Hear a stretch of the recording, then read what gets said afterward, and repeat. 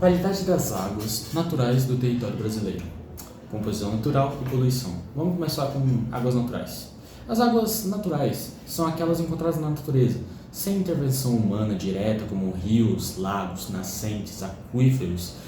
Elas são essenciais para o ecossistema e para atividades humanas, sendo uma fonte de consumo, de irrigação, geração de energia, entre outros usos.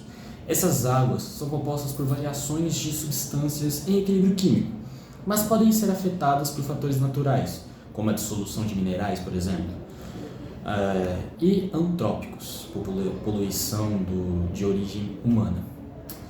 Agora, os tipos de águas naturais. As águas podem ser classificadas com base em sua composição e uso. A primeira delas é a água doce, que contém baixa concentração de sais dissolvidos, sendo adequadas para o consumo humano e atividades agrícolas. A segunda, águas salgadas, contém uma alta concentração de sais dissolvidos, como a água do mar. Algas salobradas apresentam uma salinidade intermediária entre as águas doces e a água salgada, uma mistura, como assim dizer. Agora, um pouco sobre a sua composição. Composição natural das águas. As águas naturais contêm vários compostos, tanto os dissolvidos como os suspensos, em concentrações variáveis. Alguns componentes típicos incluem minerais como cálcio, magnésio, sódio, potássio, cloreto, sulfato e carbonatos. Os gases dissolvidos, como o gás de oxigênio e dióxido de carbono, também são muito presentes. Substâncias orgânicas podem ser originadas da decomposição de matéria orgânica. Os nutrientes também dados dessas substâncias, como nitrogênio, fósforo, presentes em águas em formas como amônia, nitrato e fosfato, também são muito presentes nesse tipo de águas, não é mesmo? Poluição das águas. A poluição das águas naturais ocorre devido ao lançamento inadequado de resíduos, produtos químicos, esgotos domésticos e industriais, agrotóxicos e outros poluentes. Isso pode levar a uma alteração no equilíbrio químico das águas, comprometendo sua qualidade e afetando a saúde do ecossistema e das populações humanas. Alguns exemplos de poluentes muito comuns são metais pesados, como mercúrio, chumbo, cadímio, que são tóxicos para os organismos aquáticos e humanos. Alguns nutrientes em excesso também, como nitrogênio, fósforo, que podem causar eutrofilização, resultado da proliferação excessiva de algas que diminui a qualidade da água, entre outras coisas.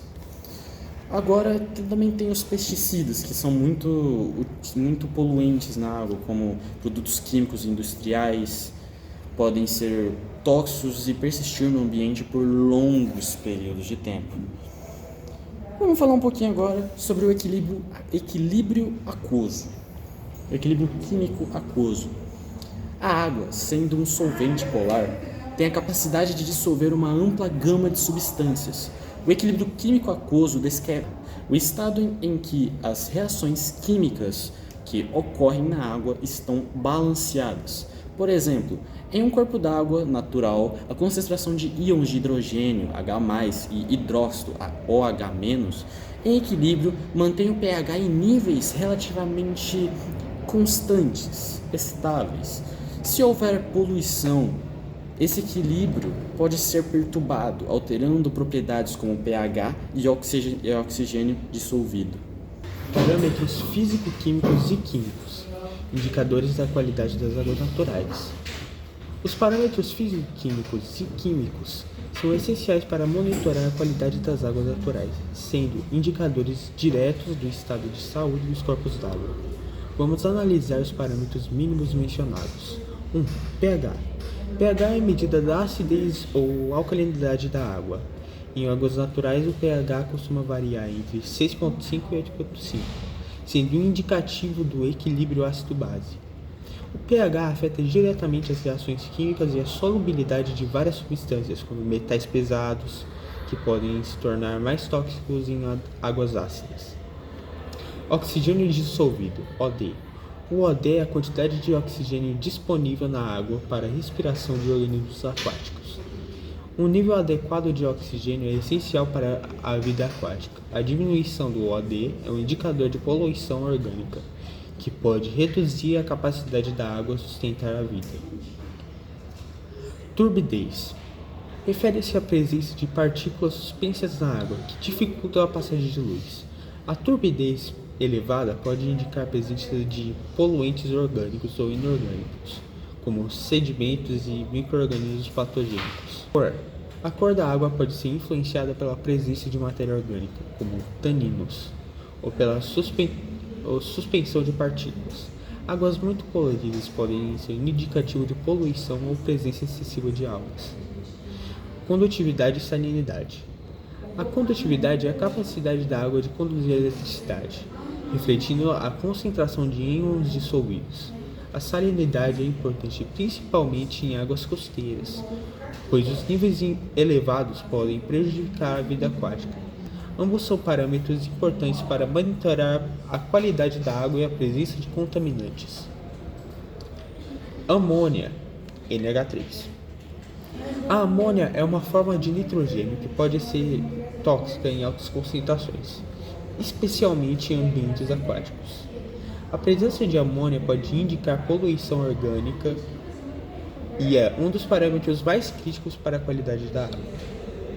Nitrato e nitrito são formas de nitrogênio que, em níveis elevados, podem causar a eutrofização e a degradação.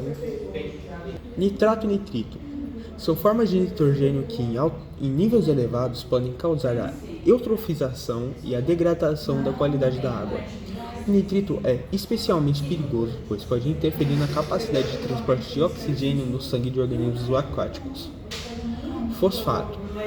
O fosfato é um nutriente essencial para as plantas, mas em excesso pode contribuir para a eutrofização, levando ao crescimento excessivo de algas. Dureza. Dureza refere-se à concentração de cátions como cálcio e magnésio na água. Águas muito duras podem causar incrustações em equipamentos e afetar o sabor da água. Alcalinidade. A alcalinidade é a capacidade da água de neutralizar ácidos, indicando a presença de bicarbonatos e carbonatos e hidróxidos. Esse parâmetro é importante para o controle do pH e estabilidade do ambiente aquático. A legislação brasileira sobre a qualidade das águas naturais é registrada pela Resolução CONAMA número 357 de 2005 e suas atualizações.